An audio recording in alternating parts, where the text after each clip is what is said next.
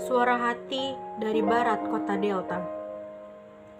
Siang yang terik itu dengan semilir angin sepoi menemani akhir-akhir ini, hari kesekian di masa karantina.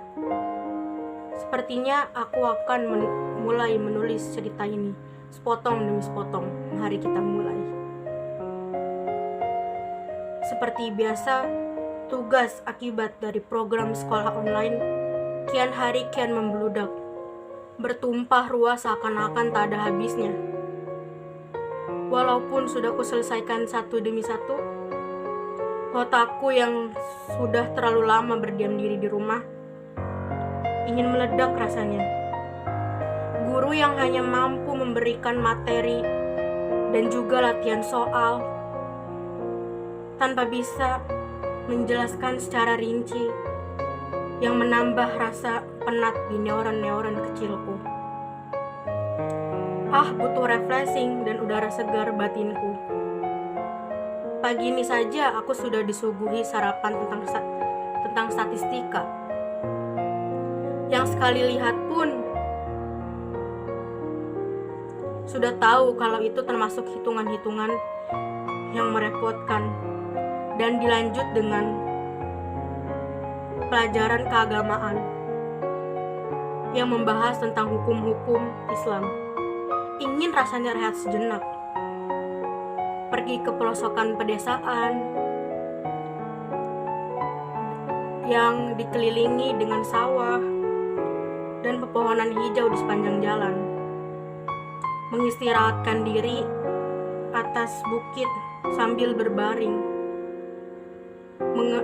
menengadah melihat indahnya langit biru dengan awan-awan putih berarak, menghirup perlahan segarnya udara di sana, sambil melemaskan otot-otot yang kurasa sudah hampir karatan.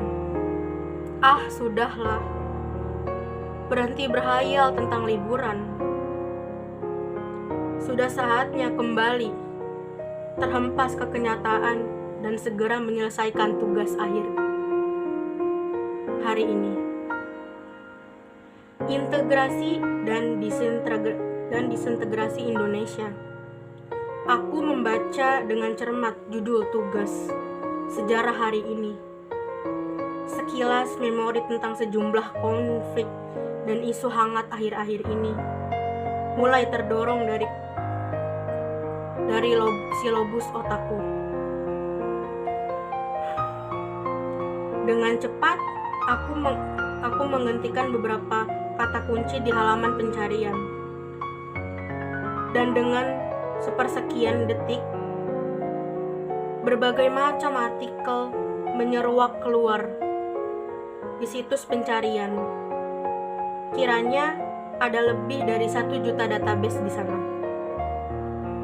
Rencana perubahan Pancasila, dana hibah pendidikan yang salah sasaran, kinerja pemerintah yang kian dipertanyakan, dinasti politik akan menggeser demokrasi negeri ini, diskriminasi kulit hitam lebih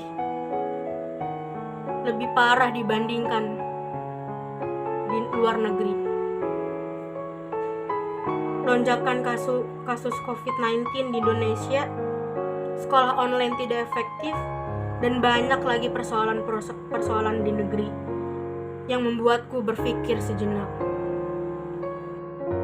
Sampai kapan negeriku ini terbelenggu oleh kerasukan, ego kelompok, dan diskriminasi, sampai benih-benih perpecahan dengan mudahnya menusuk masuk melalui celah-celah yang sengaja dibiarkan terbuka. Aku bukanlah seorang ahli ataupun pengamat politik negeri yang satu kalimatnya saja dapat membuka para politikus keji. Aku juga bukanlah kelompok oposisi yang selalu menentang kinerja tugas-tugas orang kursi jabatan. Aku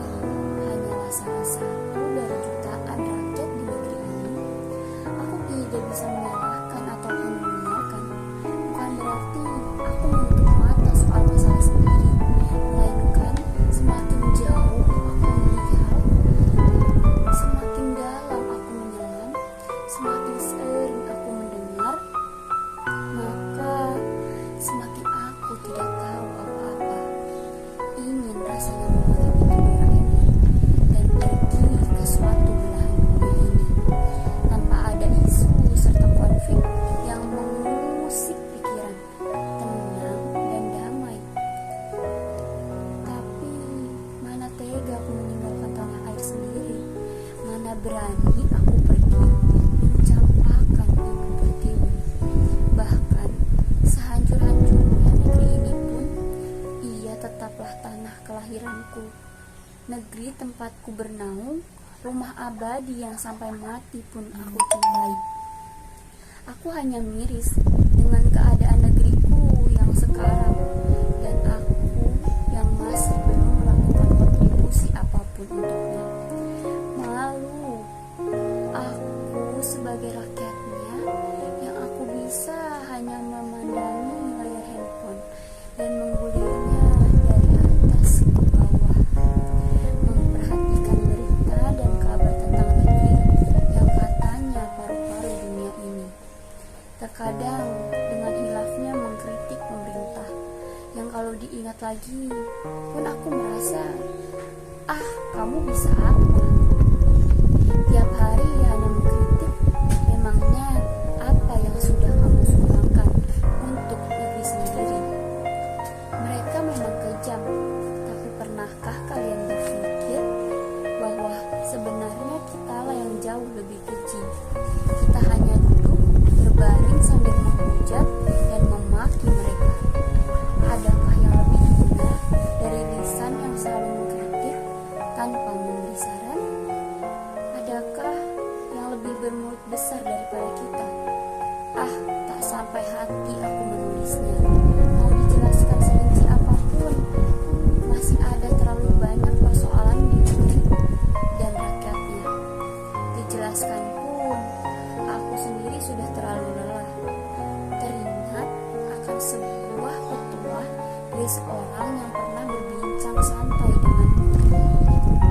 Kita ini bibitnya sudah bagus, bahannya berkualitas baik, hanya petaninya saja tidak tahu bagaimana merawat dan memeliharanya, apalagi memanen dan memasaknya.